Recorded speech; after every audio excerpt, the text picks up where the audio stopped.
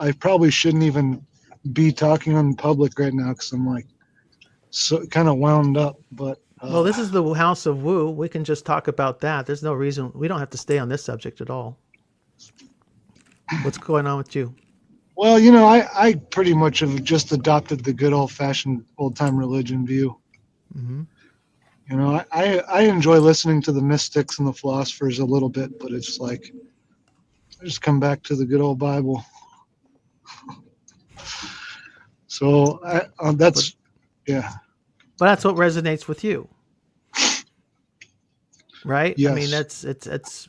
But it does seem like some people work the Bible all day long, and it doesn't.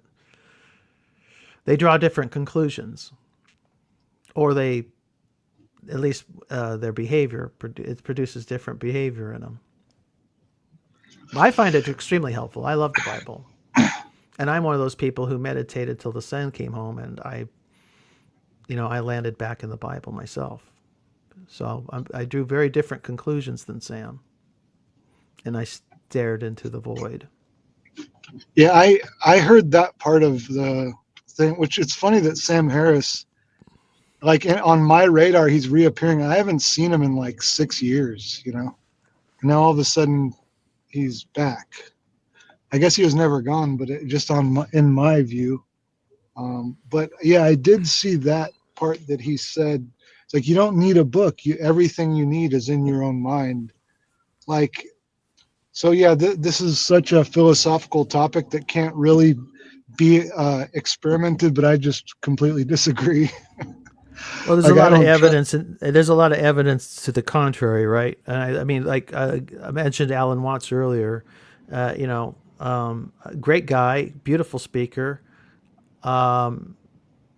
and got a lot out of him. But the dude basically died from alcoholism. You know, Yeah, and yeah. I used to tobacco. listen But to his YouTube lectures. And but once I learned that he died of alcoholism, it was like, oh, so this is just kind of poetry. Then it's not really. yeah, it It's does take the it's wind out of the sail, doesn't it? yeah. Because at Yeah. first, when I first heard it, he's got a beautiful sounding voice. Just the way his voice sounds when he's talking, it's like mesmerizing. Oh, and his word choices, his thoughts are brilliant. Like you said, it's like Yeah, poetry. Claire, but let me just introduce Claire. If I don't want to be rude, and I don't, and it just was rude to you, Mark. Sorry, Hey talking over you. everyone. How you doing, Claire? Yeah, I'm doing fine. I just Good. came from a discussion about spirituality, so I feel kind of qualified to discuss these matters before I forget what it was I was told by this person who wanted um, stuff to believe in that would make him happy. What do you think of that, Mark? You want something to believe in to Isn't make that him what happy? religion is? Isn't that what religion is? Yeah, it can be. Uh, he's looking for something to believe in to make him happy. Well, aren't we all? What to define? We'd have to define happiness. Mm, Um, if some people join a religion to get the stuff they want, that too. and they think that will make them happy. But then I Some people. suppose, Oh no, go ahead.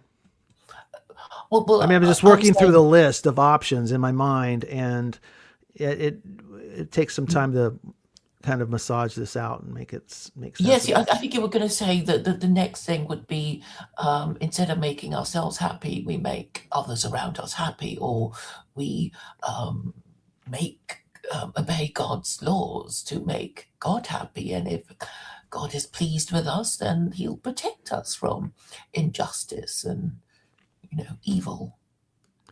Maybe.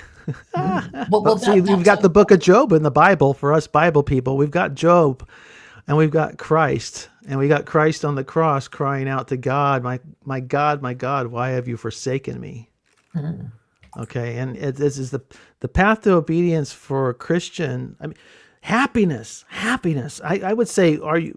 What I would say, the book James, the apostle James, the brother of Jesus, wrote that true religion is caring for widows and orphans and remaining staying from impurities in the world, or not being stained by the world, which is very few words, but you really need to work that one out too. What is it to not be tainted by the world or stained by it? So, but with that in mind, I would say that happiness may what I find is that religion. That would be my definition of right religion, because it's the best that I can think of, and it may or may not lead to your happiness. It will. I trust lead you to a sense of wholeness or completeness. What do you guys think? We got Tayo and Jason in the room, along with Mark. Maybe help me out with Claire, guys. I don't know. I lost the thread. What are we talking about? Religion and if it makes you happy? That was Claire's question. Is she's got a friend who said that they're looking for something to believe in that would make them happy.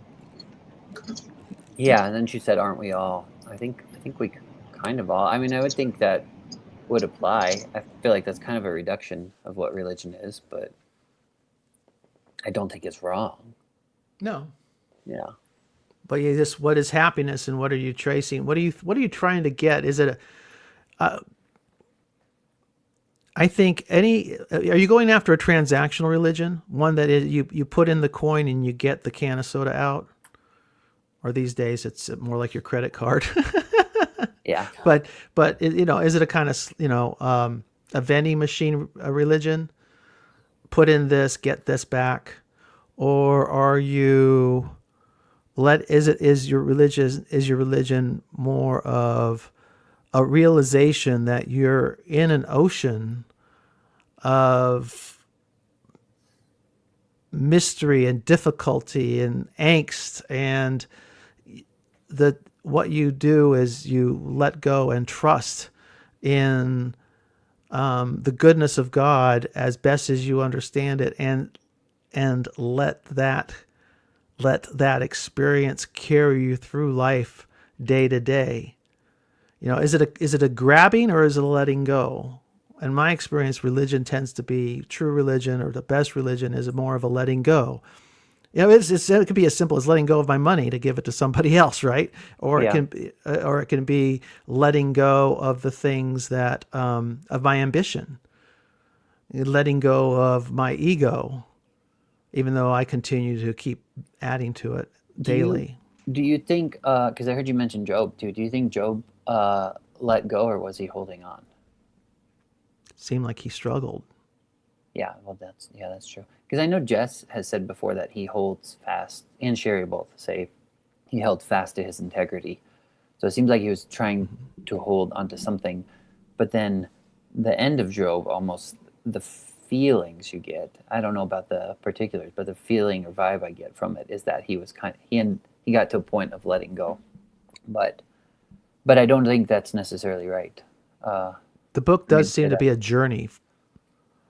Yeah, but I think I understand what you're saying though. Like if your religion is pursuing something that makes you happy, I think that's kind of the like Genesis 3, right?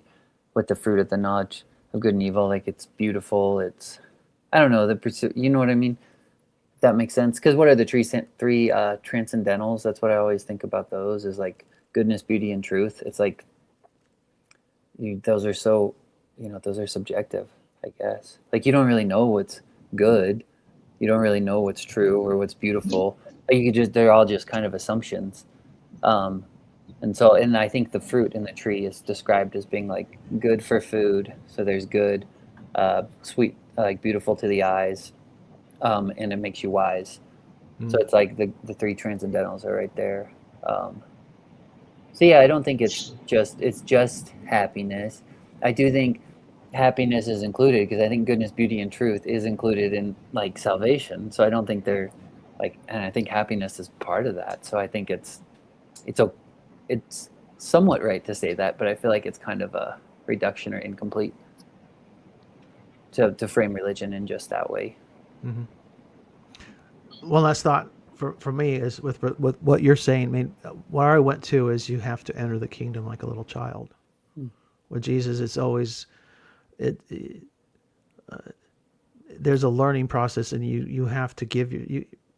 The best thing about children is they are learning machines, and they just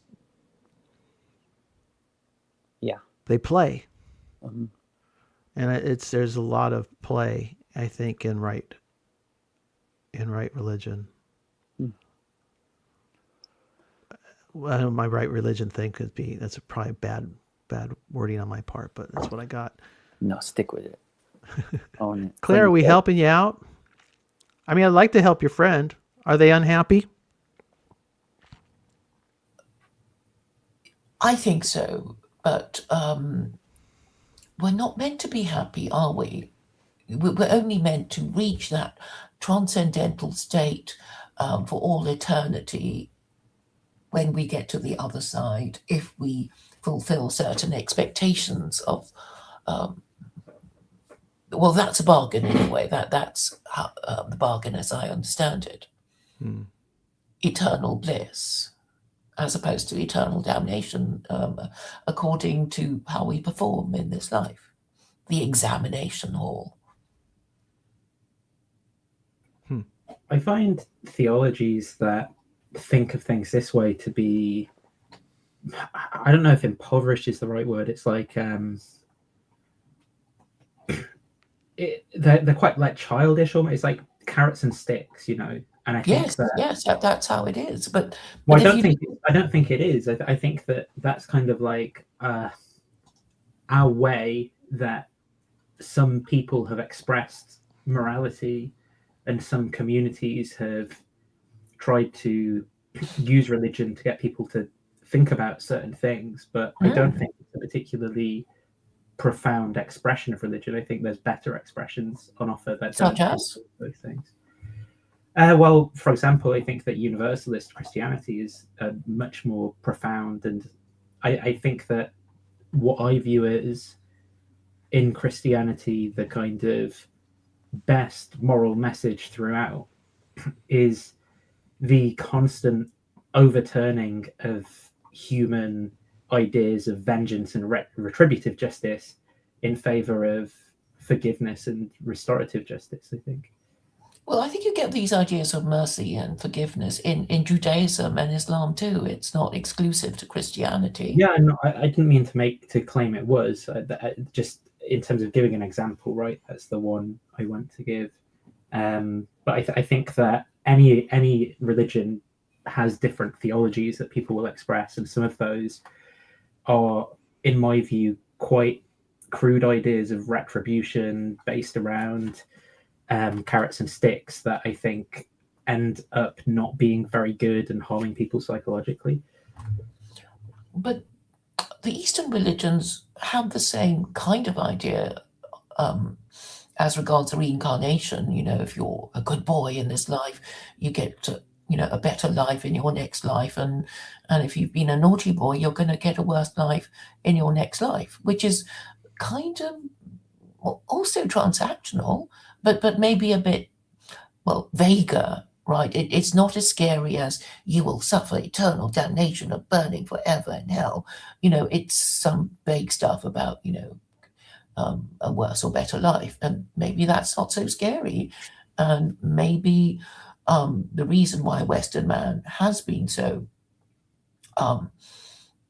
successfully imperial is because even though they didn't take those things literally, they were supposed to, and acted on this performance of belief to acquire empire. Yeah, I think that there's just more interplay than you giving credit for history. I mean, even probably the Christian ideas of hell here are probably from Eastern religions that made their way into Greek philosophy through the ideas of Tartarus and Hades, that then gave rise to early Christian communities thinking about the afterlife. Real quick, sorry, let me interrupt real quick, Nathan, because Tayo is notorious for popping in and popping out on me. And I want to give him a chance to speak because he'll only sit quiet for so long and then he'll disappear. And I haven't heard Tayo's voice in quite some time. See, son of a biscuit eater, Tayo. You got scared.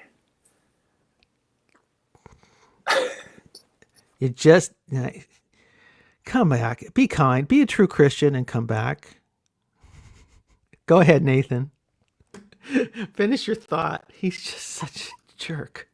There's also, I think at Angkor Wat, there's a like depiction that we would call Buddhist of like 10 hells, which is like more awful than Dante's Inferno interpretation of medieval ideas of hell. So I basically think wherever you look over a sufficient time span, you can find all sorts of different expressions and overlaps. Very true. But so it's kind of on us with all this information to synthesize it and think about, morally reflect on it and think how we want to storytell.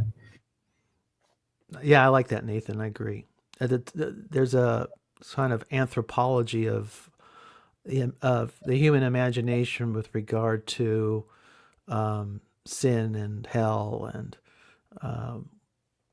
and what constituted sin has changed over time, of course, too. The things that would send you to hell. But there's something to that, what you're saying. All right, Tayo, can you talk or are you just going to be mean again? I can talk, Mark. You set me off with that. I couldn't resist. I just could not resist. I'm really enjoying the conversation. I like the rally that was going on between Claire and... Why did I just blank on Nathan's name? That was crazy. Claire and Nathan, because Nathan was basically bringing up universalist Christianity as an example to counter the Claire's question about carrot and the stick, and I thought that was interesting because notoriously Nathan's the one that's under anti-Christianity in a conversation for the most part in this space. So that was fun. I agree with what Jason said earlier about 20 minutes ago, that the framing of be happy or not happy is too narrow for religious conversation. And if there is someone that's not feeling great, I think there are more pragmatic questions that can be asked than what's your worldview? Like what? Like, are you eating right? Are you getting exercise? You're getting out in the sun? You left your room. Did you? Yes, all of those questions. Yeah. But as it relates to Christianity, I think Christianity does have things to say to that effect. And pray. This is the house of after all. You don't feel great. You do have a Father in heaven that you can go to.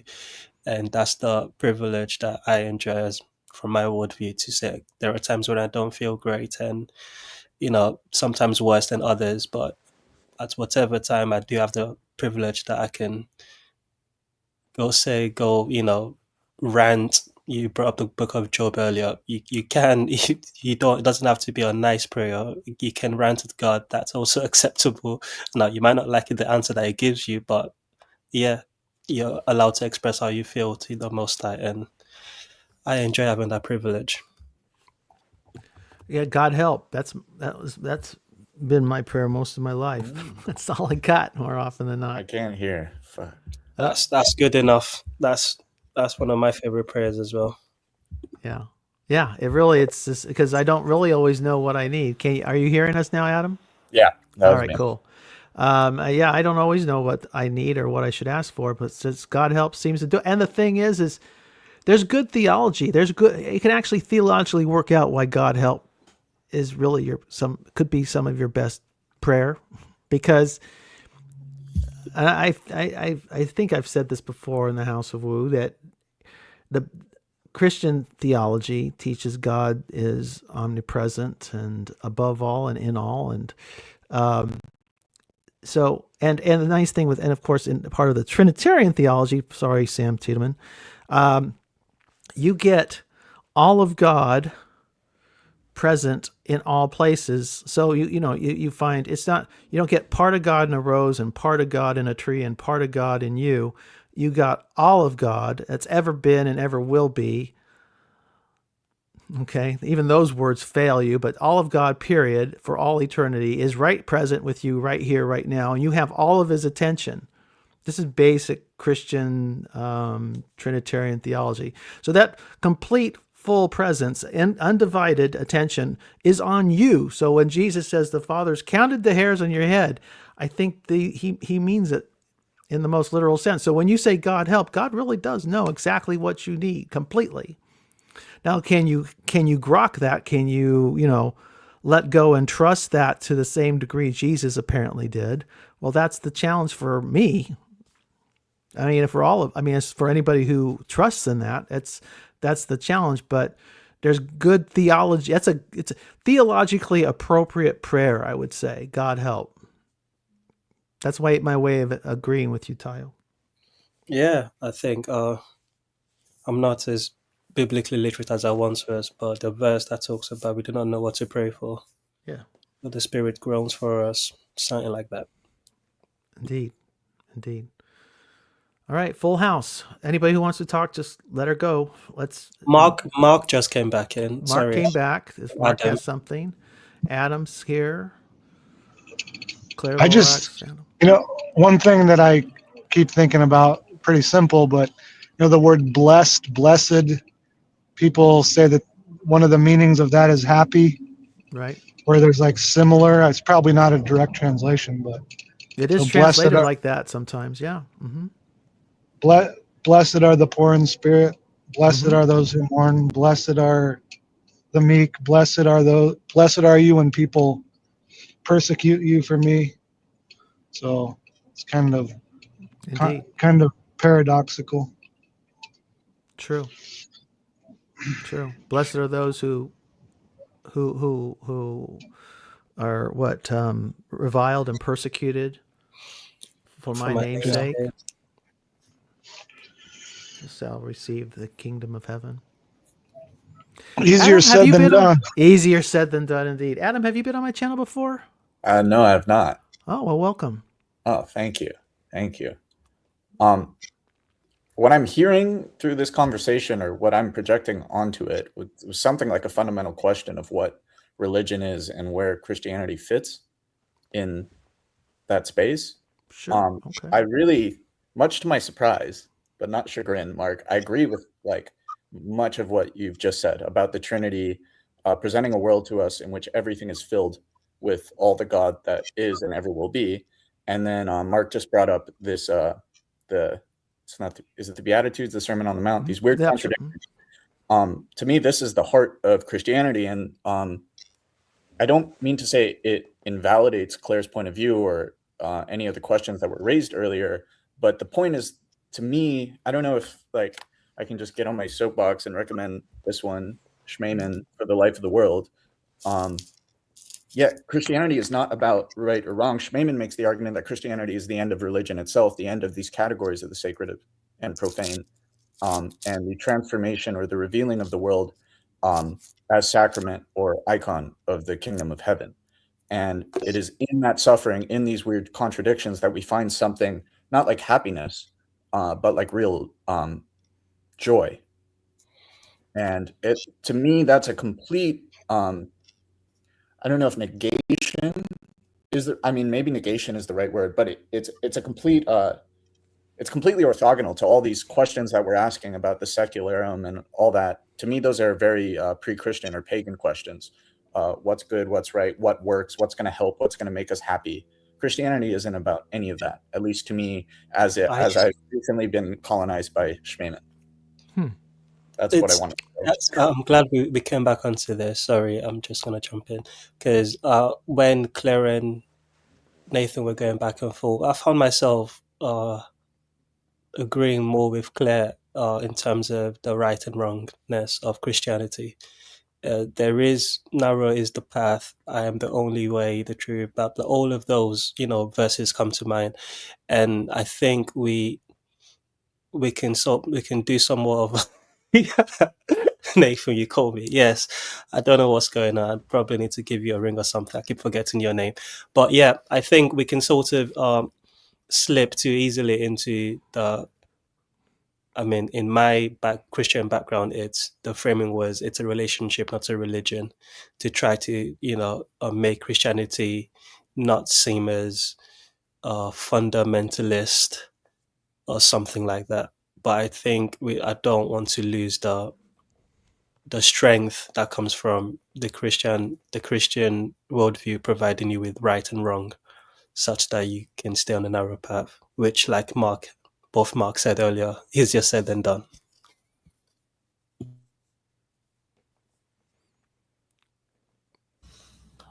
Are people familiar with the term antinomianism? I'm not. Okay, Mark, tell us what it means. Tell Jason what it means, Claire. I'm the only one. No, Jason, me too. I was Okay, muted. okay. Me too. I'm right there with you, but Thanks. I think it comes from Calvinism, and it means no rules. Isn't that right, Mark? Or maybe I've got the wrong end of the stick. No, it's typically used pejoratively, right? It was a group People. in Geneva around the time of the Reformation, actually, who had this particular theology. So there were a lot of, I think it was typically young people and kind of wealthy people's children, and they were partying and having sex and stuff and using theological justifications for their behavior, which the reformers described as antinomian theology. Thank you, Nate. I didn't know the history of that at all. I had no idea. That's new to me. I like that. Thank you. shout out to the atheist, agnostic, teaching the Christians a bit more about Christian. Are you agnostic, Lorax? Is Christian adjacent? I wouldn't self-describe that way, but I'm happy for Teo to call me what he wants. So he's being very Christian. He's showing Christian charity to you, Tyo.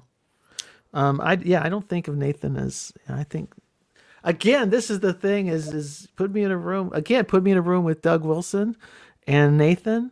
I'm definitely fellowshipping more with Nathan than I am with two Doug people Wilson. coming out alive, and I like Mark. 3 people in a room. 2 He's got a flamethrower. So where are we at on this? Claire asked about antinomianism. So what's the question about antinomianism? Why did you bring it up, Claire? Well, people were saying, oh, it's not like that. It's not tit for tat. It's not transactional. Who knows which of us is going to heaven? Only God knows. They kind of muddy the waters. So people think, oh, it doesn't really matter as long as we believe, and we shouldn't worry too much about going to hell. That kind of thing. Right. I see where you're going with that. Yeah, I think I agree with Claire that I think it's it's at least hard to escape the transactional. I understand the I guess the harm that comes from framing it that way. But that's what when I was talking to you, Mark, I think I was saying about forgive or you won't be forgiven. Like if it boils down to this one thing to me, that's very transactional. Like just that statement is if you don't forgive, you won't be forgiven. Like I guess we flip it the other way, forgive and you will be forgiven. I guess there's not really a promise of that. The Lord's Prayer. But there's not really. Say more. The Lord's Prayer. We forgive our trespassers. Yeah, forgive us as we forgive. Oh yeah, so you would be forgiven by God, but I guess there's no promise that the people you're forgiving will forgive you. But that's where it kind of gets to this place of despair for me. I'm like, there's nothing else I really have to roll the dice on. It's just kind of like, well, it seems to be this one thing, and whether I get forgiveness from actual incarnation or not, whether I receive that, I still don't really have an option because I don't know what else to believe in at this point. But I do think in that statement, and just in Claire's point, as in general, if you actually believe that God is one, then I think there's one thing that you you are to align yourself with, and if you don't, then that would lead to death. And so there is a kind of a transactional, at least push and pull in there.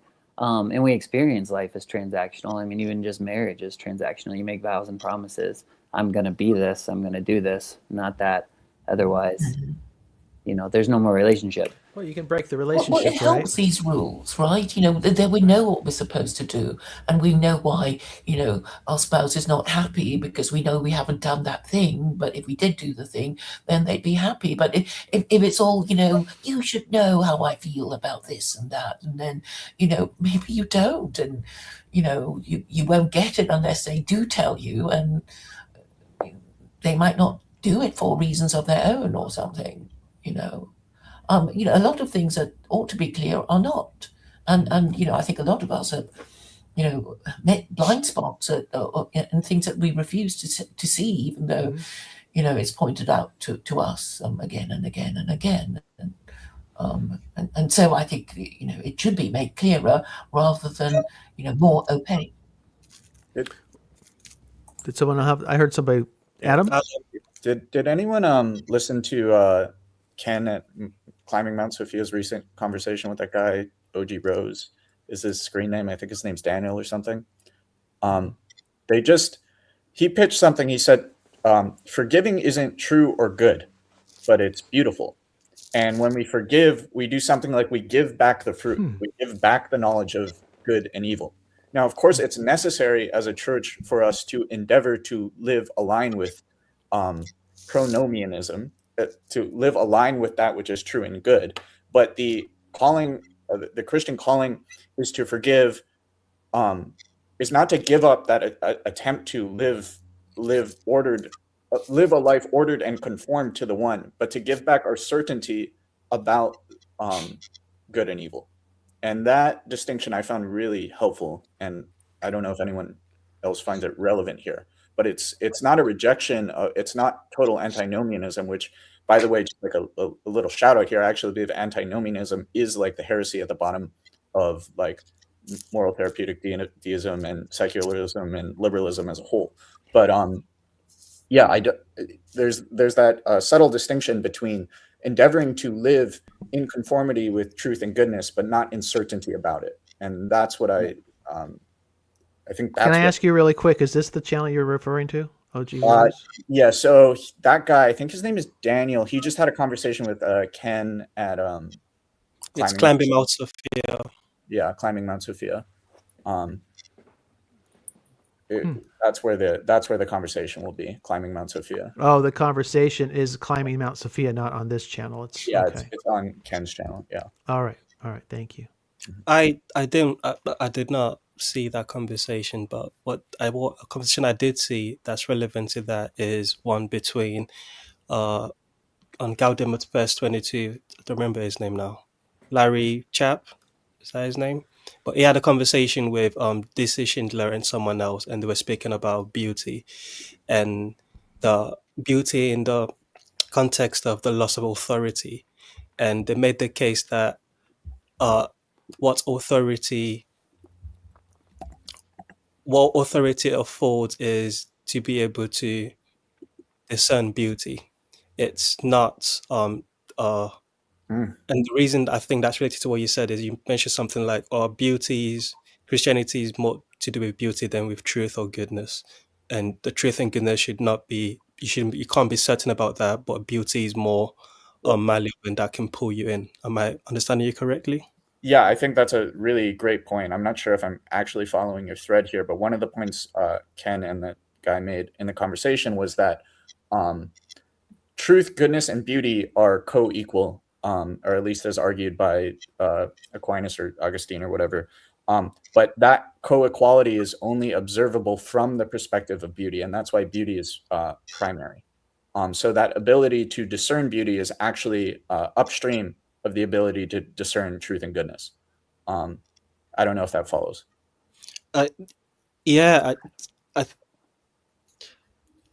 I struggle when people separate the three, beauty, goodness, and truth, because I think you can't to be able to apprehend beauty is to be able to apprehend truth and goodness. I don't think there's getting away from that.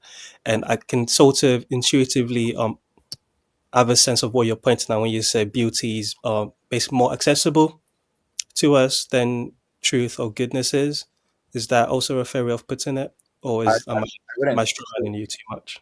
I wouldn't say that. I mean, the argument that they were making, I would agree with Petitsis and Ethics of Beauty, I think would make this argument as well, that it's not more accessible. In fact, we actually have to be formed or conditioned to receive beauty, but we can't actually receive truth or goodness without receiving beauty primarily. And that... Is this, Go on. this, I guess, what I'm a little bit feeling iffy about is the skeptical posture towards truth and goodness, or mostly truth. Well, I wouldn't put it as a skepticism towards truth. I guess, like, speaking for myself and at least the critics that I would align myself with, it's not a skepticism towards truth. It's a skepticism towards a truth-first ethics or a truth-first religion. Yeah, I think just truth is not often followed through a lot of times, though. Like, I think truth involves being honest with yourself. And I think some people we have a hard time doing that. Like repenting to the limit or something. But I still don't know what people mean when they mean beauty either. I think I just use that word differently. Because I feel like I've heard people bring this up before, like that beauty is the supreme of those. But I'm like, but I feel like, what if I'm wearing rose-colored glasses or something? I don't know. I mean, Lilith is hot, right? Isn't that the whole thing? Yes, I love Jason. There's a lot to say for Lilith. But I mean, that's why I think I'm not using beauty the same way other people are. Because nice we jeans. do like our Liliths. There's something about her that I like. Well, and as Ron Glauberman says, be careful. Don't disco with the devil. Don't disco with the devil. But doggone it, we want a disco. Something about her. Disco is the supreme transcendental. That's what it is. The supreme transcendental, my friend, right there. Where's Ron, by the way? He's got news. He's something important's happening in his life. Oh, good. Hopefully it's good. It is good. Okay. It should be good. God willing, it's all happening smoothly. Praise God. Yeah, it's a very good thing for Ron. Now all we need is be a Mrs. Ron and a little baby Ron in the world, and life would be complete.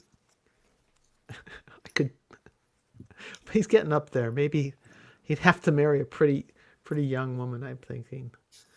Not just a pretty young woman, but a relatively young woman. Well, he's older than me, actually. You best get on with that OnlyFans ministry and start saving some young women for Ron. Save some young women.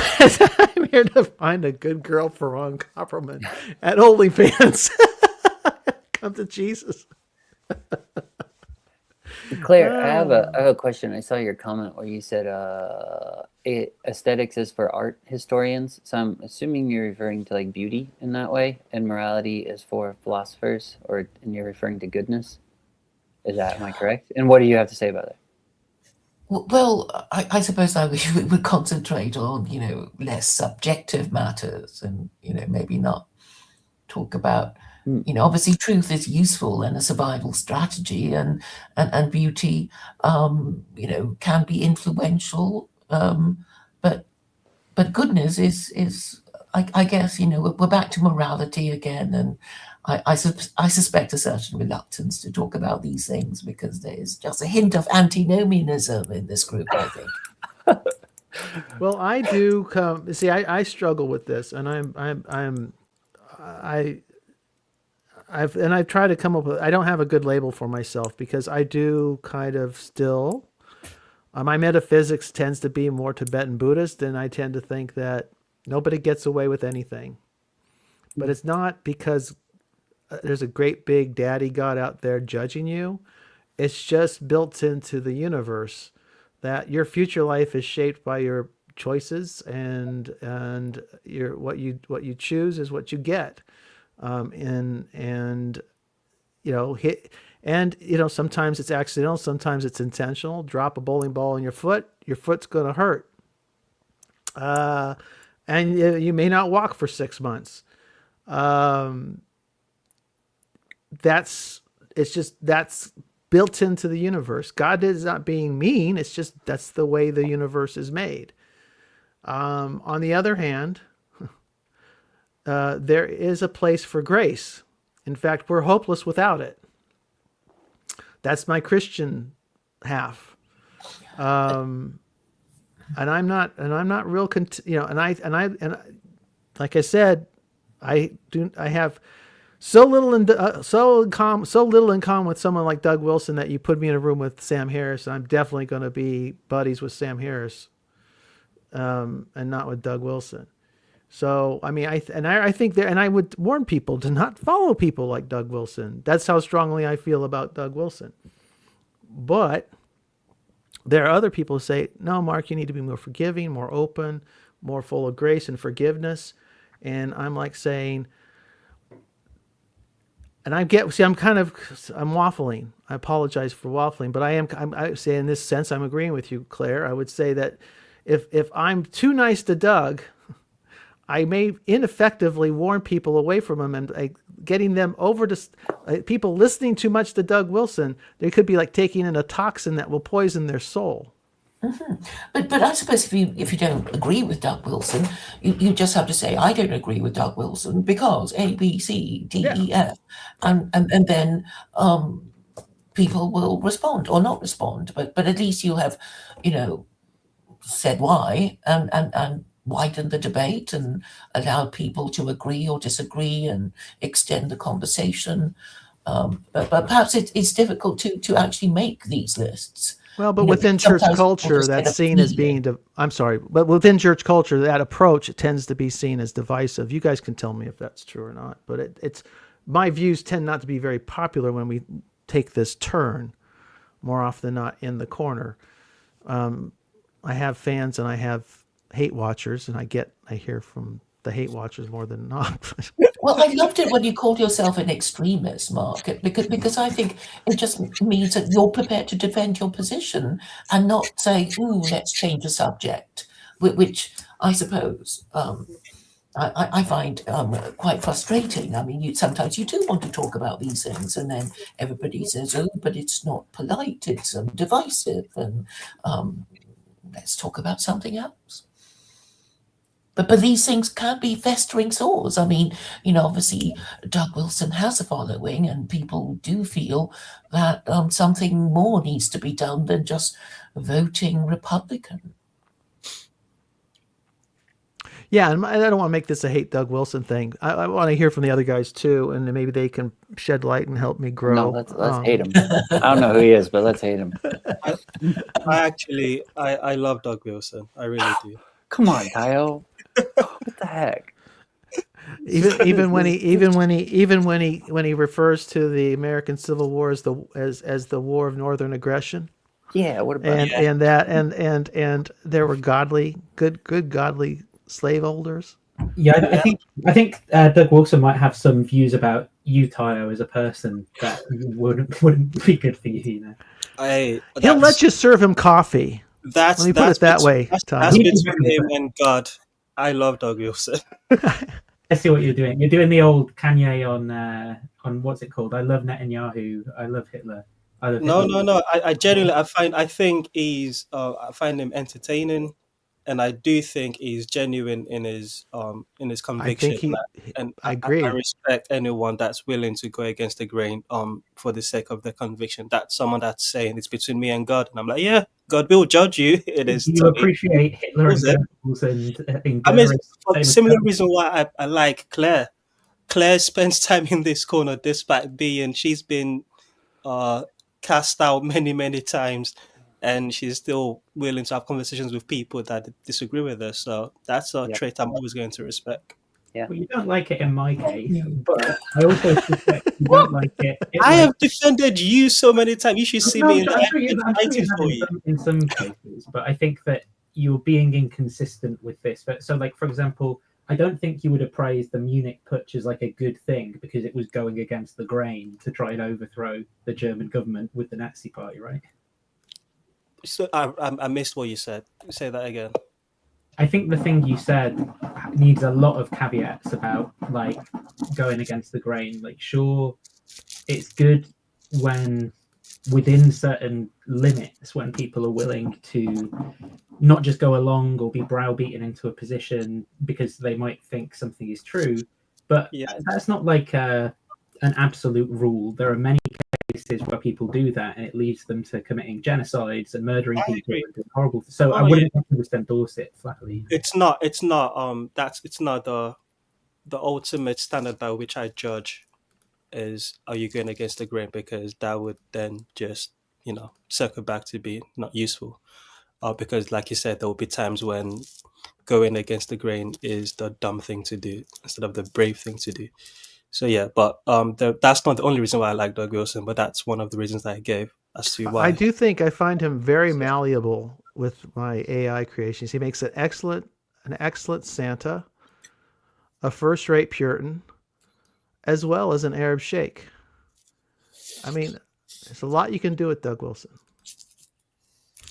A malleable face. Very malleable. Very malleable.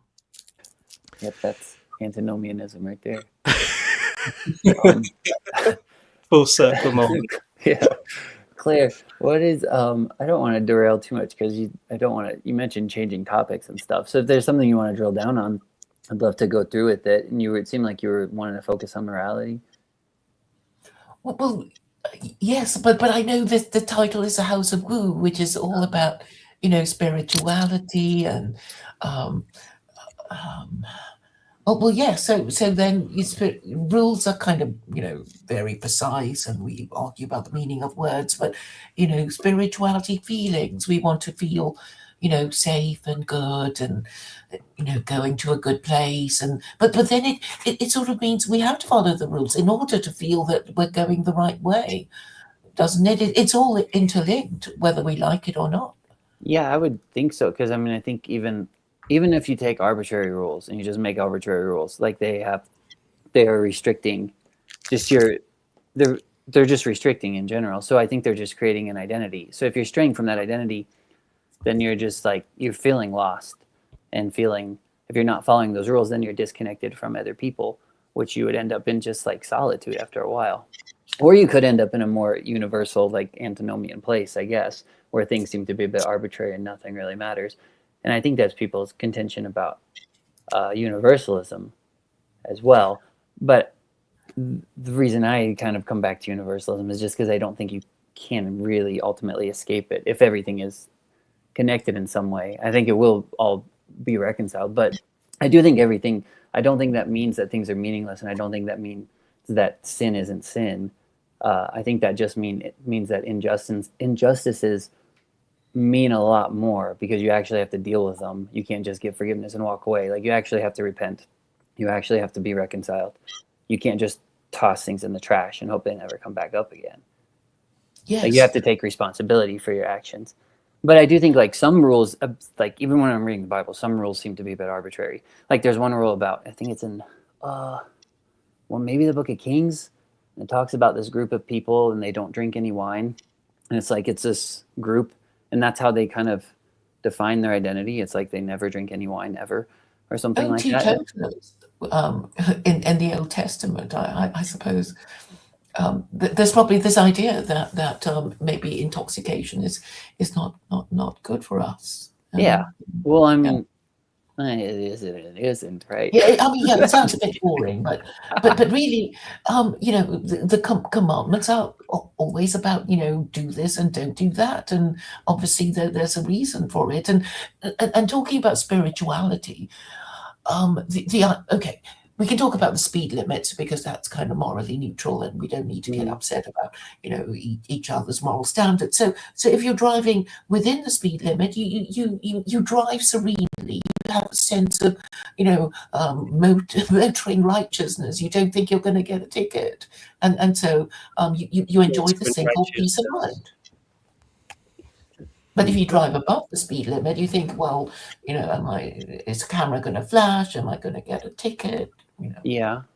But then I guess would the reason why be because the reason that law is there is the why is because you're hurting other people, I guess. I mean, which I mean, I think, and then if you're capable of hurting other people when you do that, I think that's why they have the penalty there to try to get you to not do it. But I guess there are some that feel a little bit. I don't know. I don't want to get like distracted from the point you're trying to make. So tell me if I'm going off track here. But there are some that feel a little bit more arbitrary to me, like the helmet law or the seatbelt law or something, because it doesn't really involve other people. I think that's some people's argument for it, is like, if you don't wear your seatbelt, you're kind of only hurting yourself. So it's not connected to other people, but it still is a law you can get punished for. What? Sorry? And you go flying through the vehicle and kill someone. Yeah, that's true. That's true. But yeah, I in those laws. Perhaps you're talking about victimless crimes, which is a kind of, category of, well, it's usually, about sexual morality. It's like, well, I had sex with somebody, not my spouse. The sky didn't fall in. Who did it hurt?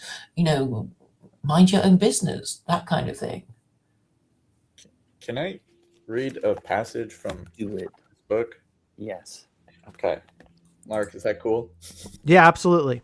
Yeah, I'll go for it. Okay. Rebellion. What happens when the natural law becomes a necessity governing even God? It will help us to see that natural law is living, is an icon, if we call it by another name which C.S. Lewis uses for it in another of his books, The Abolition of Man. There he calls the natural law the Tao. That sounds more accurate to our deadened ears than the term natural law, which we nowadays hear as an arbitrary imposition handed down from a scholastic, logic-chopping elite. No, the real natural law is what we understand the Tao to be, a mysterious principle within created order, a principle that is beautiful and good and true and that imparts life. Our highest joy is to live according to it. It is an icon of the logos, of the divine law, and of the way. However, if the natural law is this Tao, this beautiful logos, then why do the Protestant reformers tell us that they felt like wild animals with their legs caught in the trap of the natural law empire? Precisely because the West had lost a full and proper sense of the world as an icon, as a second revelation of God, granting us the opportunity for communion with him. Natural law had become a power, an intellectual force to be obeyed, a weapon wielded by a church which no longer saw even itself precisely as icon. I mean, in the West, you can hear people still today speaking of the church as if it were the means of salvation rather than as the very event of salvation itself. All real contact with the uncreated has been pushed out of the frame. From such a system, humankind had to escape. Such a false distance between man and God represents the defeat of the gospel. Who wrote it? That is Dr. Timothy Petitsis in The Ethics of Beauty. Well, it was word salad to me, but well, clarify it. Okay, so sort out the salad a little bit for us. Well, I think a lot of these questions about what is right and true and good behavior end up in these sort of endless, recursive, and regressive sort of high school ethics, Sam Heresy conversations about utilitarianism, consequentialism versus deontological ethics. It's about how to respond to the world as a probability space in which we use analysis and strategy to achieve optimal outcomes. And that's a description of a world, a sort of pre-Christian world, a pagan world, in which the world is not an icon, is not an opportunity for communion with God, but a place in which means and ends can be achieved by leveraging appropriate or right behavior. And this is indeed, to me, the question that Job brings up, which is, if Job is so, Job seems to have all the fruits of wisdom, which, I mean, Paul has talked about this a lot. Job's got money and women and children and power and influence. And that story turns this on, turns those assumptions, which were earlier assumptions, on its head. Mm-hmm. So what I hear in this passage is something like, okay, there is an indwelling order, and he invites in this term that C.S. Lewis invited, which is the Tao. Of course, Lao Tzu. The Tao. I mean, you've given us another bowl of word salad. Okay, well, I'll exit. Well, why don't you talk in sentences? Don't exit. Be nice, Claire. No, what's bothering you with what he's saying, Claire?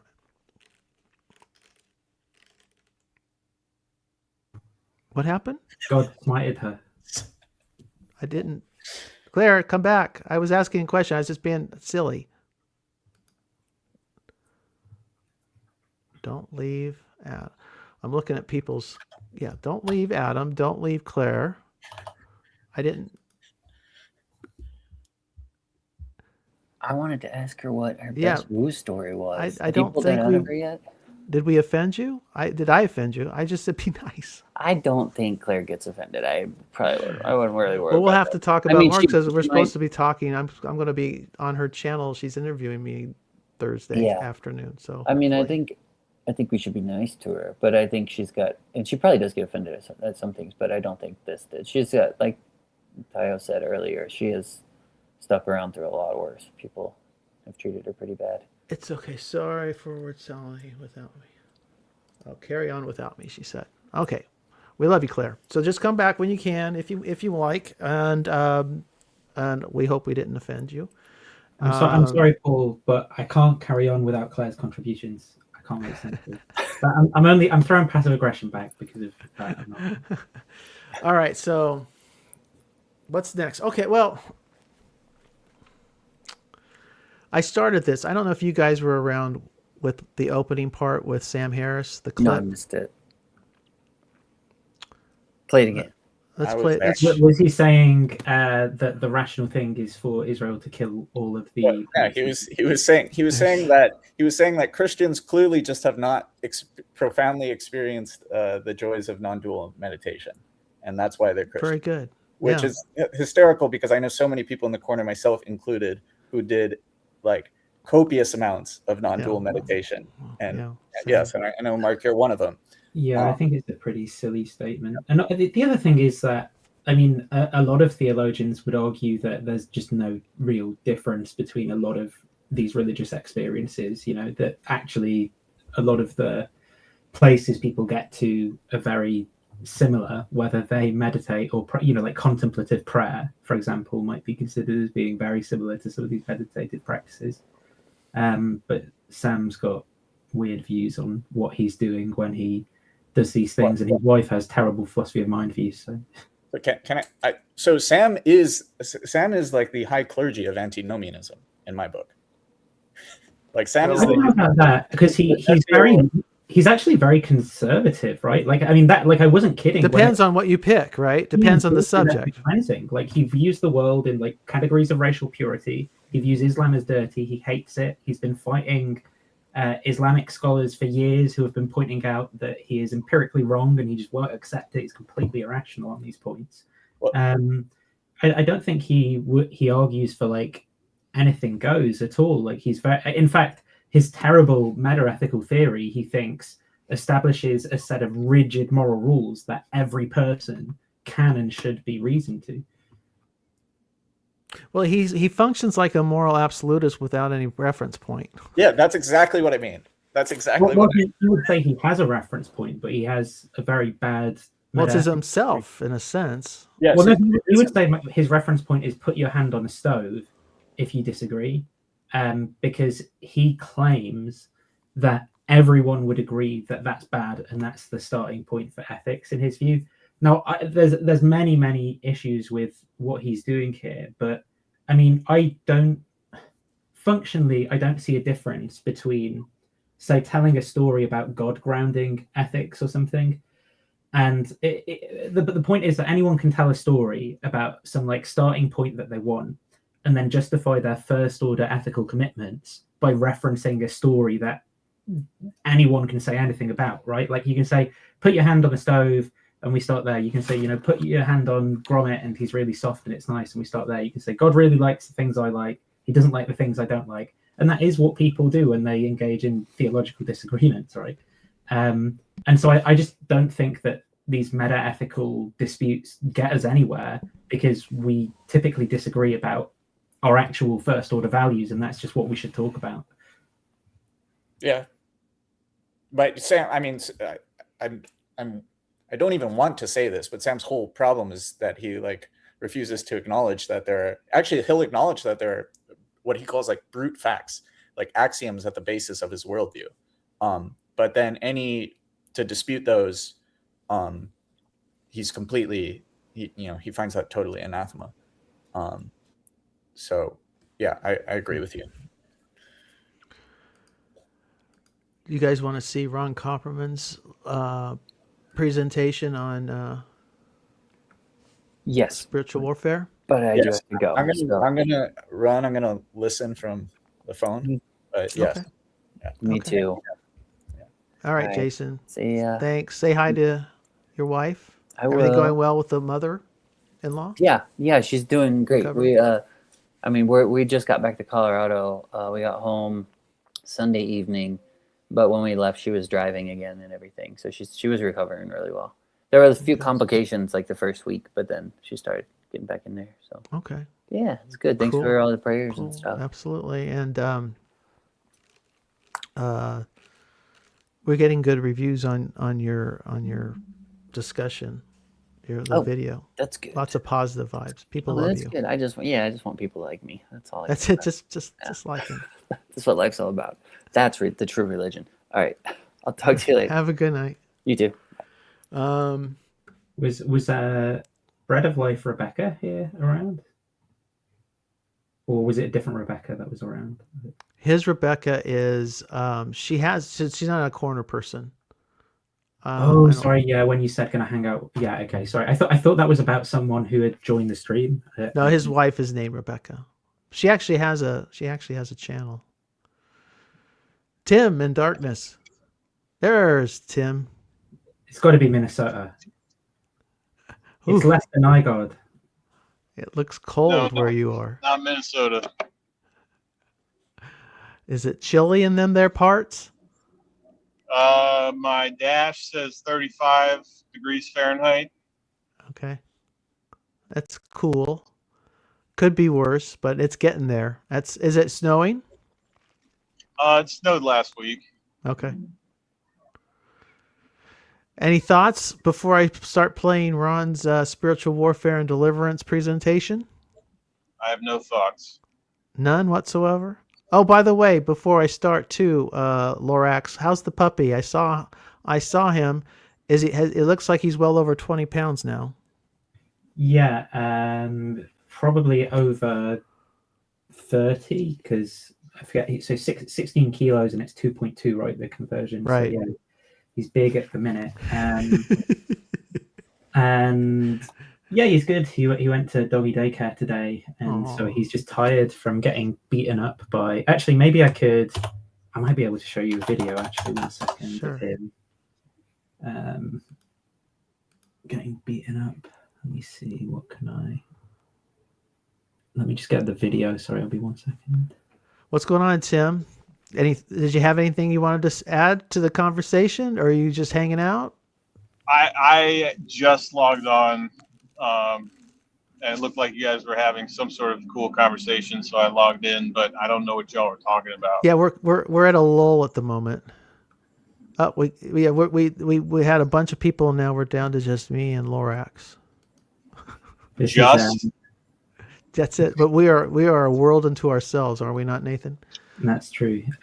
This is him getting. Oh, he's going for this bigger golden retriever actually. Oh. Good man. Go for it. Grommet, right? Yeah, but then he gets set down. Grommet. Oh. That's all right. The time will come when he gives as good as he takes. Yeah. Yeah. Because he's going to probably be that. I don't know if he'll be that quite that big, but I'm guessing he's going to be big. Yeah, he's going to be big. Good boy. All right, let's play Ron for a little bit, and then maybe Ron will hop in. Maybe not, because these things take time. But let's see here. And it's because this is going to be very different, guys, than what we've been talking about. Ron's going to rock your world here. Talking about this second video that Father Vincent Lampert put out. It's a 5-part series on exorcism. And let me just get into it now. So, okay, so where are we at? Spiritual Warfare and Deliverance Training Manual. This is from video number 2 with Father Vincent Lampert, Understanding Spiritual Warfare, the reality of demons in Scripture. We've got modern disbelief in demons weakens resistance to spiritual attacks. So if you believe the devil does not exist, he likes that. The enemy exploits spiritual ignorance, leading people into occultism and deception. Occultism is New Age. And a variety of other things, but New Age is one of the top things. It would be shamanism, Reiki, Kundalini yoga, other modalities like that, sound healing. Not trying to hate on the people at all, because I know they're trying to do good, but these are the things that opened up demons. Also, tantric yoga and chakra yoga. Those will bring in demonic spirits, demonic activity. Demonic oppression often begins subtly influencing thoughts, emotions, and behavior. When I was into this stuff, when I started having those subtle influences, I thought it was great. It didn't wind up great, but at the beginning, it feels pretty good. The role of the church in deliverance. Church has authority to deliver. Exorcists are appointed.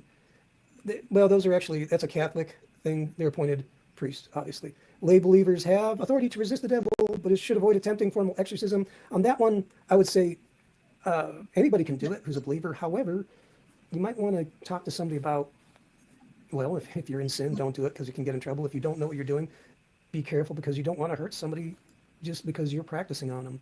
With that said, I also know some people who were brand new in God, didn't know what they were doing except they had been delivered themselves and then delivered others. So they pretty much are naturals. That's kind of why I'm also doing this, just to put some teaching out there. I'm curious, Nathan, you said why not Vincent Lampert, FFS. when Cameron Bertuzzi took his dark turn into like the clickbait YouTube religion universe, Vincent Lampert was one of the first people he was interviewing, where it was like bone-chilling exorcist gives details, and it was just like ghost stories around the camp. He was meant to be presenting like evidence of demon possessions, but all the examples he gave were just so bad. Like it was like someone's eyewitness testimony that when they had flicked holy water on someone, they hissed or whatever. And it's like, that could be, and it like, look, if you had someone who has psychosis that turned up in your office, you're a Catholic priest, and you did this, it could be so easy for you to just misinterpret them behaving weirdly and let it confirm all of your paranoia and irrational kind of commitments around this stuff.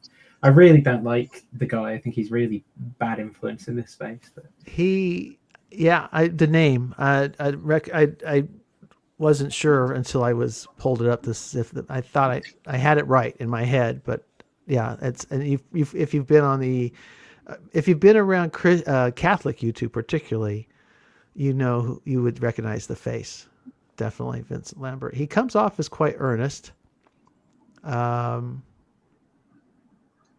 you take him to be sincere, or you take him to be a grifter? No, I mean, I think he believes the things he's saying, but I think he has just like really bad frameworks that he's working with for these things. Like, and I don't think he's ever putting himself in a position to have those frameworks challenged. And so he's never going to like improve his beliefs because he's just not engaged in that. And like by way of parity, right, you could point to a group that people who are more sympathetic to Christian claims of demon possession would see as doing this and claim it was wrong, like say like voodoo people, people who do voodoo or something, right? And it's like, yeah, if they only go around the villages in their area where people already share these background beliefs and then they interpret all the things they're seeing as confirmation of voodoo, then they're never going to figure out that they're wrong. They need some kind of alternative intervention. So I think he does genuinely believe it, just I understand him as being misled, mistaken.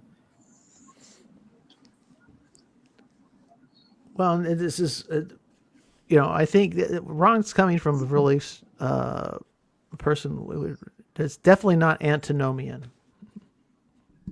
I think though, I disagree with Ron as well. I think he may have just had like a really bad trip at some point that kind of freaked him out, and I think that is doing just too much work in terms of then theological commitments around practices that aren't his particular kind of Christianity, or what drugs do and things like that. I think the negative experience he had could be understood differently to the way he's understanding it, and might be, and then he wouldn't need to explain those negative feelings in terms of quite extreme theological kind of entities and things. Well, and that's I'm not.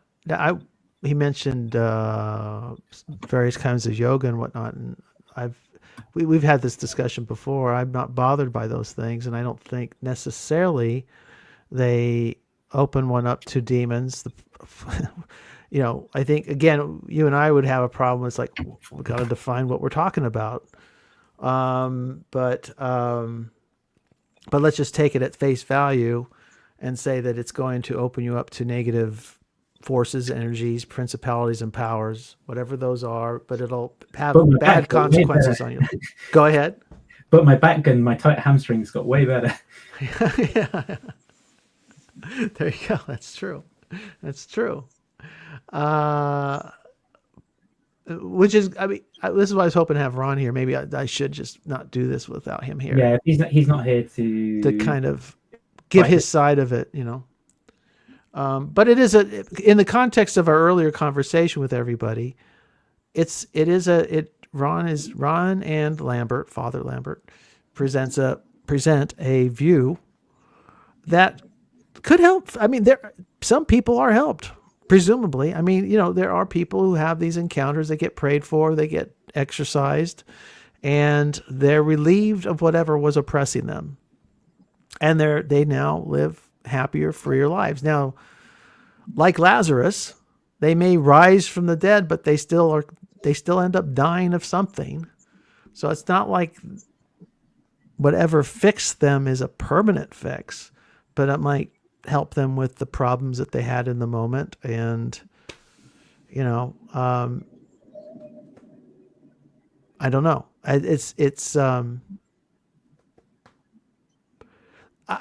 What I will say is this, is I do think Ron's approach to Christianity,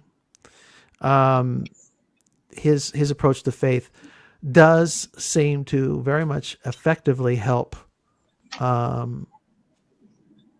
certain demographic, a segment of the population, in substantial ways, breaking them from addiction, helping them sort their lives out, reconcile their marriages, get themselves, more ordered and productive and happier and more content, and maybe break some depression. And I can't argue with it, because I think he can point to results.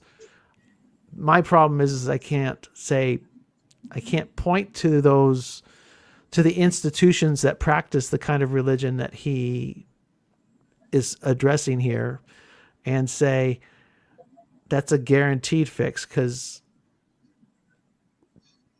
back to Claire's objection is I can't affix a very predictable cause and effect. Well, I wish I could. You don't have to believe the same things as the Catholics do, but here, they claim to have a method where they can determine cause and effect with certainty in this way, because that's what they claim these exorcists who they've appointed have the ability to do. Like they say, we have a process. So the cases where we say there's a demon, there is, because we have this methodology. So in my view, that opens itself up to empirical testing, the same as any theory that's out there, right? Like, as in, there's no reason that these cases couldn't be studied and the outcomes could be measured, and we could see, are there long-term more harms versus benefits and things like that. And I don't know why people wouldn't do that and would rather just kind of guess. I think you wouldn't want to do that if you had cancer and were seeking treatment, if you had, your nose was bleeding all the time, or a broken leg, or you need a big surgery. You wouldn't want to just take a treatment that's just a guess, right? So, yeah. Well, and then what would I've thought seriously if I should become a Catholic, and I came to a firm conclusion that no, it's not for me, because I can't. There's just too many things I'd have to basically lie to myself about. I feel the same as you. I think about where it's like it's too. They have an answer for everything. They really do. It's kind of nice in that sense. Well, I think it's not nice because it's like being Caroline Levitt. Like you're going to be living the life of Caroline Levitt, where you can't even the fear when you come across some information or to like that's not freedom to live. There's a lot of great things about Catholicism, but it's very restricting and constraining. It like in terms of I don't mean this in the antinomian sense that we've been talking about. I mean restricting and constraining in like the way that being stuck in the mud is restricting and constraining. I don't know about that, Luke, but I hear a lot of Orthodox say a lot of Orthodoxy types sound Catholic to me, but I'll trust you, Luke. Yeah, no, it's. I mean, if you approach it as a discipline, as a kind of, forgive the word, yoga, or you just simply you're following the procedure, that answer for everything, if you can really work it, could be beneficial. I just can't do certain things. I mean, I just can't. Everything. I mean, even from minor things, like, and I call this minor, but I'd say minor things to what they believe about the Eucharist. I mean,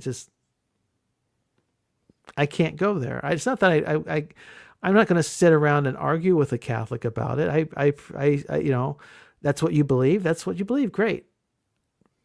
I can't believe it. Things that I like about Catholicism, because it really makes the Eucharist like very special.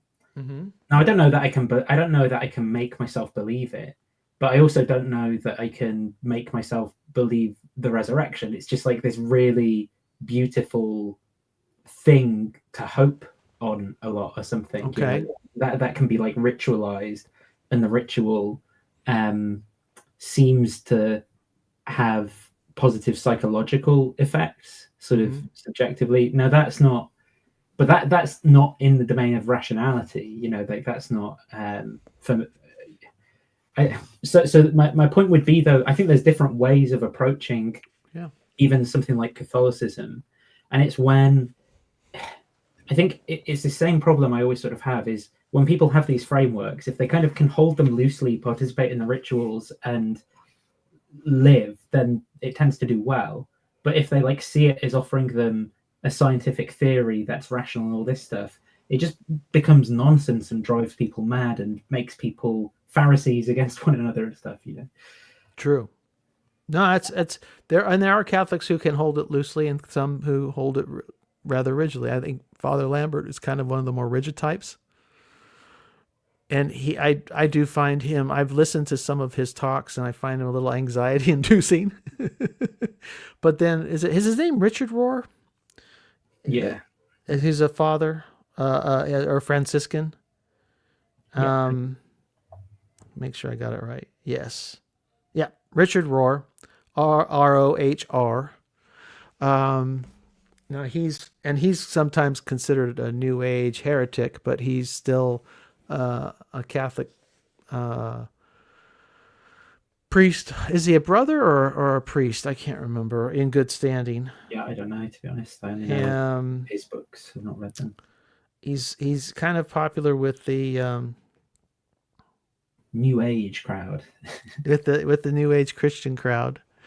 But and that's the thing is when you put two Catholics in a room like that together, right? Father Lambert and Richard Rohr. I'm guessing it's going to be spicy.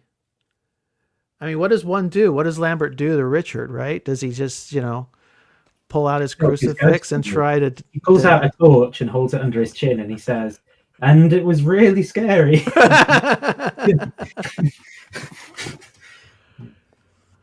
Yes, I don't know how popular he is in Catholic circles, but he is popular everywhere else. He's a character, So yeah,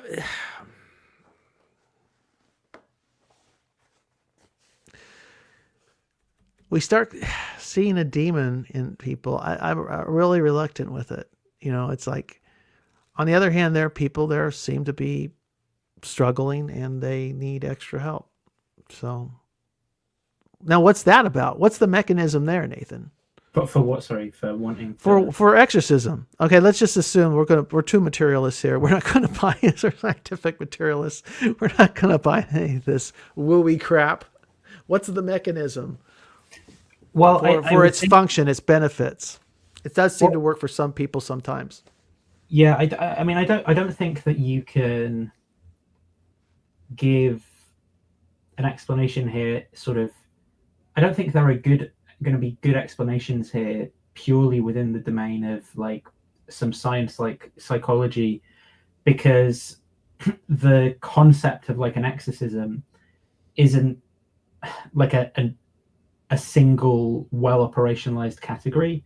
It's like it attaches to so maybe in sociology you could study this actually, but so there's sociology often deals with very complicated systems where there aren't like single effects that can be easily pulled apart, and then you can't really create theories that are very clear and robust and testable. And so I think that often what's going on is sort of like this thing that people do where after the fact of some intervention, they tell a story about what happens, and there's going to be a selection mechanism in place of like people kind of turn up, but when nothing happened, like people see 11:11 on the clock all the time. When someone turns up to the exorcist office and nothing happens, then it's fine. But when people, yeah. So you got a bias based on just how you count, right? Yeah, you have a bias based on how you count, and some people are going to be. I mean, again, you could describe it as people as being psychotic. I mean, in the DSM, there is the category of demon possession. Actually, I think it was after Niv and I listened to one of Vincent Lampert's talks with Cameron Bertuzzi that we looked it up in the DSM because she's got a copy around, and like some of those people are essentially going to be undergoing psychosis, sometimes kind of schizophrenic, where they're hearing voices and things like that as well. Now you can challenge these categories of medicine, right, and say that other categories are more useful. But I think the thing that we should all agree on in terms of these interventions is that in order to know what the good interventions are, we've got to be measuring these things and testing what the outcomes are with different interventions. And so I say it's not that I'm opposed in principle to calling like these things exorcisms that deal with people, but I know that when there are people who present with these kinds of symptoms, that the interventions that psychiatrists go with are much better than the interventions that exorcists apply. But we could perform tests where exorcists applied their interventions and actually they did better, and then I would endorse those. And this is, so I'm not saying here there's any like inherent description to nature and how it is. There's just us describing things based on our goals and practices and activities. And so, and there are other things that exorcisms are going to do. Like it gets quite complicated. And so I think that there's maybe even a place for theologies that include like demonology in this way that just isn't as like modernist, right? I mean, my understanding of what even a lot of like medieval people thought of these things is that it's more kind of like fables and things than it is like a scientific unobservable entity. Have you guys, I want to know, have you guys heard of the statistic that some doctors I've heard mention are there's something like 80% of all illness is psychosomatic? I've heard, I don't know how scientifically accurate that is, but that's, I wouldn't be, I mean, I don't know how they're measuring that based on just emergency room visits or people who just report not feeling well. I mean, I don't know that it's true, but illness and medicine are very complicated because you're very rarely dealing with single factors, and particularly when it comes to like psychiatric conditions, the way that people will talk about it is like biopsychosocial is what they'll say. So the kind of like levels in which you would try to explain what's going on are going to be the biological. Is there a lesion on your brain? Have you had a head trauma? Psychological, how do you feel? What things do you report as stressing you out? Things like that. And the social side of it, have you got housing? Are you able to eat? Are you in a system that bombards you with advertising 24/7, and where Elon Musk is beamed in front of you telling you about how he's going to destroy your world or something? Like, all of these things can combine to make a kind of complicated cluster of things that are bad for people. And Right. yeah, so I think that's the kind of direction that modern medicine goes with these things. Very good. Claire, you came back. Welcome back. We got a couple more minutes, and then I got to shut her down. What are your parting thoughts? Yes. I was interested to know that one of my comments has been rejected, and all I said was neologisms and word salads are evidence of increasing mental illness. Who rejected it? Who rejected it? There might be a wrench. The StreamYard rejected it. I thought it wouldn't be StreamYard. It could be. Oh. It could be. I thought I reduced my. YouTube will sometimes take things out. Maybe YouTube took it out.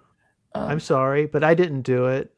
Okay. A wrench might have done it, but my people, I give these people wrenches. They don't do a damn thing for me.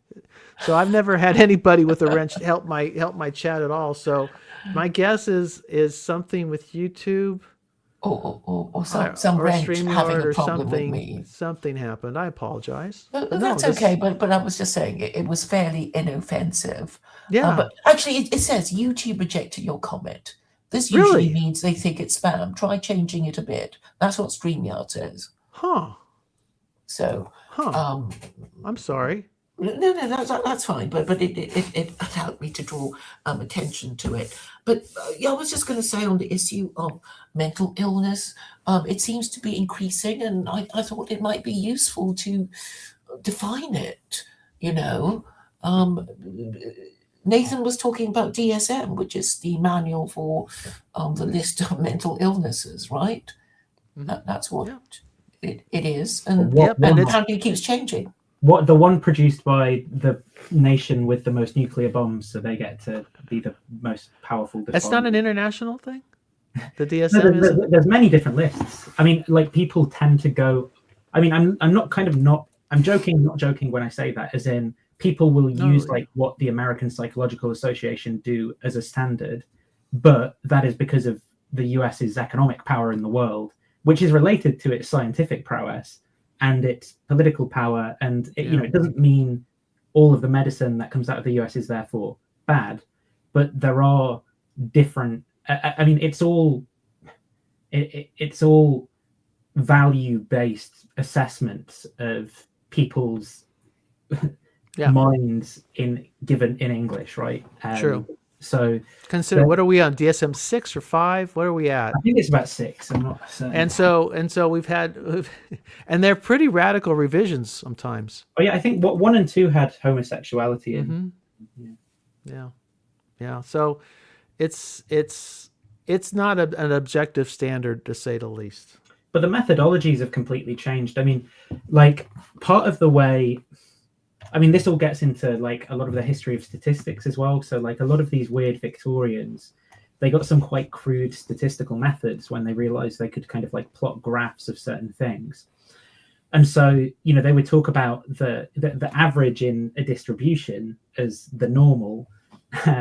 And, they would kind of equivocate them between words and be like, well, this is normal. And if you're a certain number of standard deviations from that, then that is like a pathology, right? Mm-hmm. But the question you have to ask is, why is the way that some population in Victorian England is the right way? Like maybe that society, and so all of the evaluations that are made, the methodology's changed a lot because there are these value judgments implicit in any pathologization.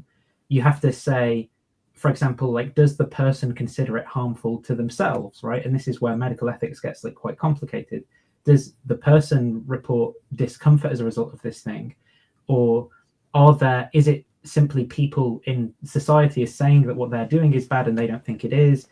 And there's not even hard and fast rules between that, because there are some cases where you'd be like, okay, well, people in society think what they're doing is bad, but they're not actually hurting anyone, so they can do that. But also sometimes they will be like, no, I'm completely fine with murdering people. And we as society say, no, that's bad. You're screwed in the head. Like, you know, so it's really, really complicated stuff, like how you kind of operationalize these things. I recommend the work of a guy called Awais Aftab on this stuff. Yeah, no, I agree. All right, Claire, any final thoughts? Yes, I thought I would. What Nathan just said makes it clear that we need some kind of objective morality, so we can all agree on, you know, can't we all agree that murder should be a crime and theft and, you know, whatever, and I guess that should be the way ahead. And then I guess, you know, people will say, but is it murder when, you know, and then they'll give their exceptional circumstance. But yeah, I think that's the way ahead. If we can agree on the rules that we want to live by, that would be. It starts to fall apart pretty quickly. We function though most of the time. Most of the time, most people get along just fine, even though they don't have any explicit set of rules before them. But that's probably because they were kind of, it was there before it all started to collapse, like common sense, you know, what is it and why is it getting so rare? And, you know, and where did it come from when it was common? And was it ever common? And I think the point of, you know, agreeing about what should be done hinges on having a common belief system. Like, you know, in such a situation, a reasonable person would be doing this. But if there is no common belief system, then it does fall apart. And I suppose. Yeah, but I don't know how you, in this society, in this time, I mean, just talk about, I mean, even the subject of what is murder is, you know, murder. We all know what I assume you could probably find easy consensus on what is a single murder or even a mass murder.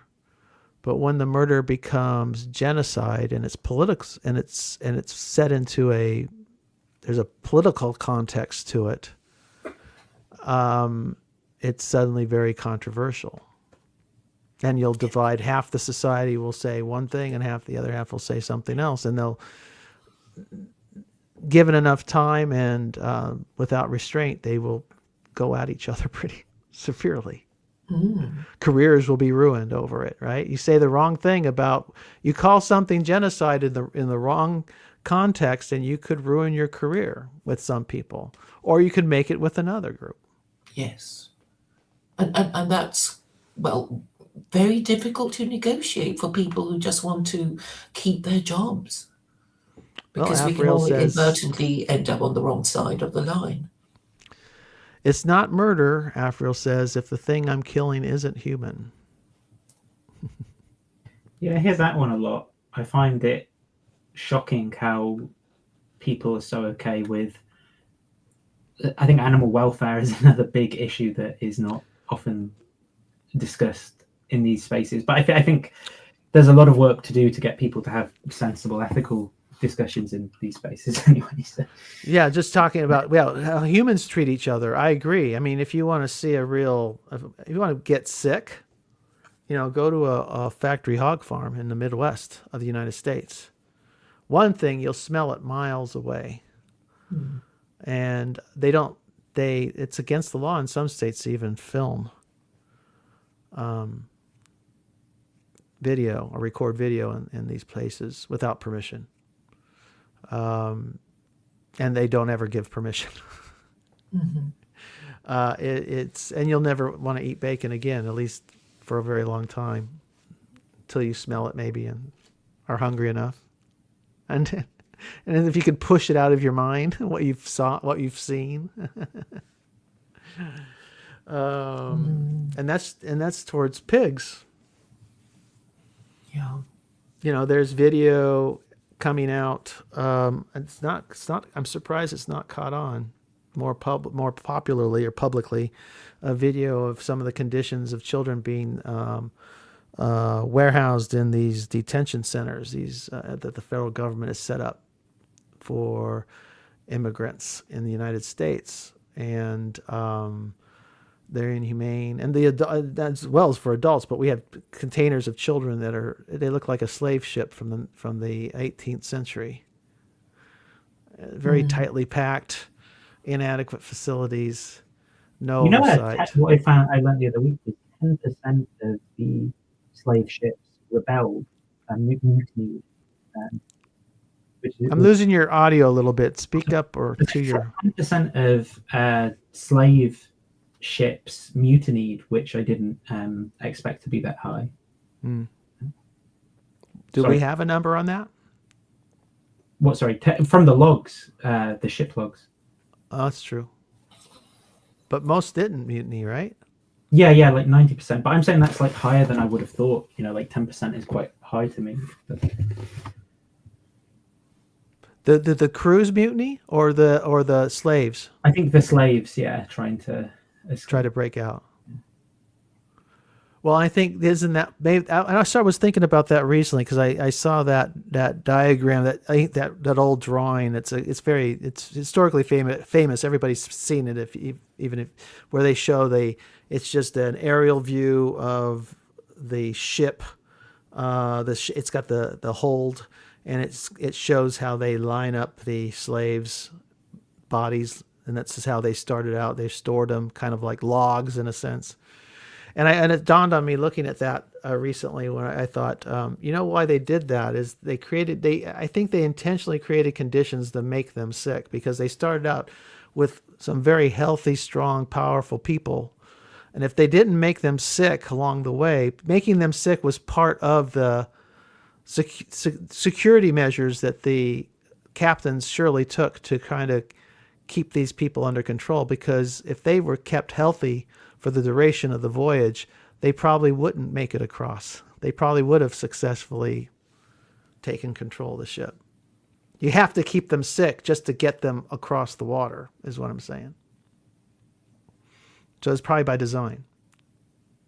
Yeah, it's messed up. I interrupted your point though about the shipping crates. Sorry. No, I was just saying. Well, no, I was just Yeah. No, I was with regard to the children in ICE detention. I can't fathom why we're doing what we're doing. I don't, other than it's just pure hate. Well, I think America's a very sick country and a very morally blind one. Is my view. Not that's not to say that everything's all great here in the UK as well, but I just don't think America ever held up a mirror to reflect on itself. It told itself stories about World War II and things and how they were the good guys, and it never got to a point of kind of seeing the splinter in its own, and then the beam in its own eye, more the biggest kind of killer on the planet and everything. Well, Claire, people do believe like gangsters, if there's no policeman around, I guess that's what they do. Mark's comment about people suffering, I suppose that there's actually not very much you can do when somebody says, I don't care about this group here and that group there. I don't care if they all disappear. I just don't. And I don't think there's any law to make you care. And I suppose fundamentally that's a problem. And there may be people that we don't care about, and I think the only way to make things fair is to have these rules, like we will never do X to anybody, or there needs to be just some statement of, behavior, code of behavior, and what we are and aren't allowed to do, and I guess that must be the only way, even though it'll be very hard for us to agree on these things. Well, in my church, the denomination that I am part of, the Churches of Christ, their movement in the 19th century was very successful in the United States. It was among the fastest growing evangelical movement in America at the time, and the leaders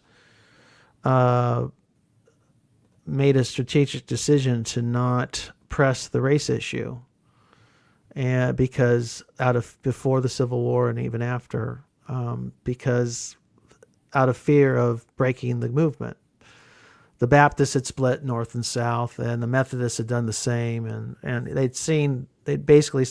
was a southern church and a northern church, and they didn't have any fellowship, and their fear is if we talk about this stuff, we're going to do the same thing to our movement. And of course, I think that the movement ultimately suffered as a result because they didn't take a moral stand. But that's the problem we face. We face it even here in the corner, right? We talk too much about these things and we break the fellowship.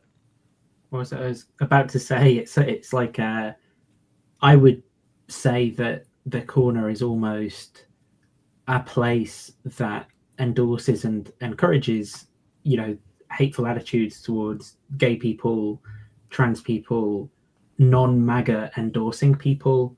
If you're critical of MAGA or America in any way, you will, or even if you're slightly sympathetic to Islam in any way, you'll get so much hatred and so much, even people just like being like, oh, Christianity is about not caring about anything and who knows what, and then they'll just kind of be like, and like angels and space and Jesus, and just be completely unclear to the point of being like, yeah, so I've now forgotten that there's like children being hurt in my neighborhood or whatever. Like I could just justify it and forget it because I'm so morally insulated by the stories I'm telling. And I think that this is one of the biggest sins I see in the Gospels that I really like is in there, is that the kind of bad guys, right, are the Pharisees. The bad guys are pretty consistently the religious people. And now, sure, you can look at that and say, well, that's because it's polemic against that religion that's there before, right? That's one way of looking at it. But if you're reading it, the scriptures morally to draw a moral lesson out of, I mean, the moral lesson that you would get is don't be one of those people. And yet people seem to be unable to get past that stuff, to get past their religion, to think that someone actually might become a better follower of Jesus by putting down the Bible or by like getting away from talking about God so much because they've turned God into such a false idol that it literally harms other people rather than helps them. Right. Well, and Avriel's pointing out, he's critical. I don't. It's not for me to say where his political identity lies, but I just am leery of saying Avriel's MAGA. I don't think he is, but I'm saying but what he's pointing out is that it's nuanced. He has in our car ride together for several hours going to Paul's church in Sacramento. He was very critical of America internationally, and it is nuanced. And then even like this. Look at Sam Harris here. Explain to me. And it's on the one hand, from my point of view, from your point of view, Nathan, Sam is right with his views are right on MAGA, right? He's got the right mindset on democracy. Barely, to be honest. I think that Sam. This is one of the things I despise about. He's firmly never Trump, right? Well, he now, right? But it took him years, and he was in the intellectual dark web. He was great, and he still is to some extent, like talking about how woke is an issue or cancel culture. But that's what I'm saying. That's my point. Is you you got some stuff that we agree with, and then some stuff like his views on. I mean, he in the same breath he'll talk about a Muslim invasion coming into Europe, Yeah, which I is think, like far out. I mean, like going, dude, like, that I think doesn't he seem has it the doesn't seem that fundamental bad, but well, that's because he's kind of fortunately got right on the issue of MAGA in over a very long period of time, like way too long than it should have taken him. But he hasn't figured out that the reason he got so wrong was because of his fundamentalism. He's not jettison, and I mean fundamentalism in the sense I talked about it the other day, not what you're saying about like there are things I deeply care about, or whatever, right? But fundamentalism in the sense of someone having these like extreme values that they're not willing to question or revise in any way. this I just realized the time has gotten away from me. So I got to wrap it up real quick. But Without defining extremism. we'll talk. I look forward to our talk this Thursday, Claire. Okay. It'll be fun. We'll talk about. I'll do my best to answer all your questions. The abortion. I'm happy to discuss abortion, but I want to talk about it because I have a complicated, nuanced view on the subject. But I don't want to do whataboutism, right? I mean, if we're going to talk, I'm happy to talk about abortion as long as it's not distracting me from talk. I don't want to distract from I point to the kids in cages. It used to be kids in cages. Now it's kids locked in basically dark cubicles in or storage rooms in detention centers. Or 23. One congresswoman has counted 23 immigrants have died in detention. And it's not even been a fucking year, guys. Sorry about the language. That's what I see though, is that you will point out something that they should just agree on, and if you can deal with all of the nonsense, they will say they agree on. Right. But they want to be so morally apathetic and fester in their sin that they will immediately engage in this whataboutism rather than finding something that you can unite on that is an evil that we could all see.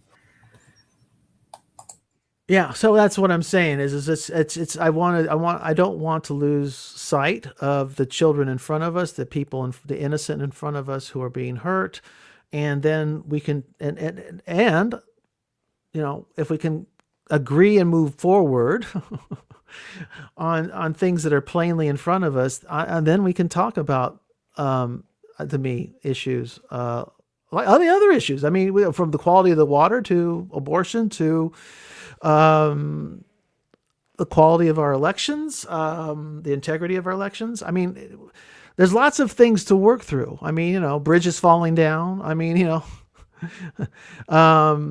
but it seems to me like you call it's whataboutism. It's dangle something shiny in front of us and we'll just go off and leave the more important things. Final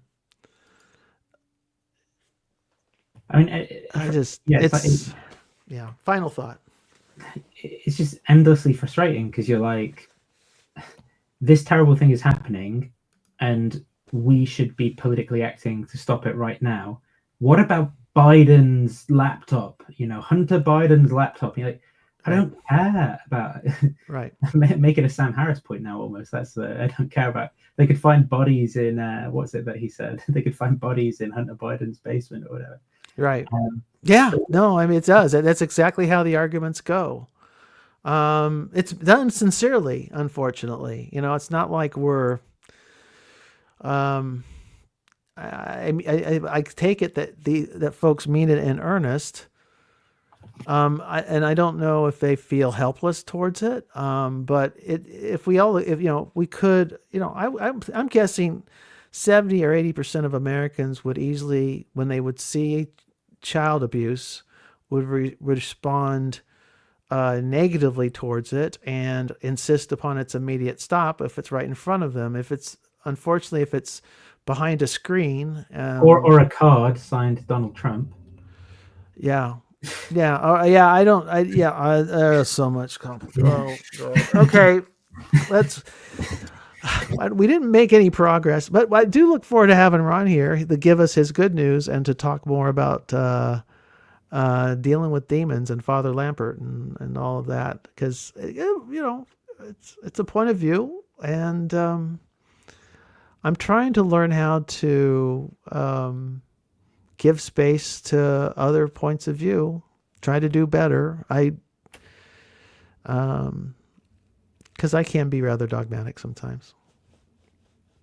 And I need to do better at not breaking friendships because I am stubborn. So God bless. Niv doing well, and the puppy obviously is doing well. Yeah, thriving. She's doing well, I suspect. She's at her flat, so. Okay. All right. Well, God bless, Nathan, and thanks for hanging out with me. Yeah, no worries. All good. See you. All right. Bye, guys.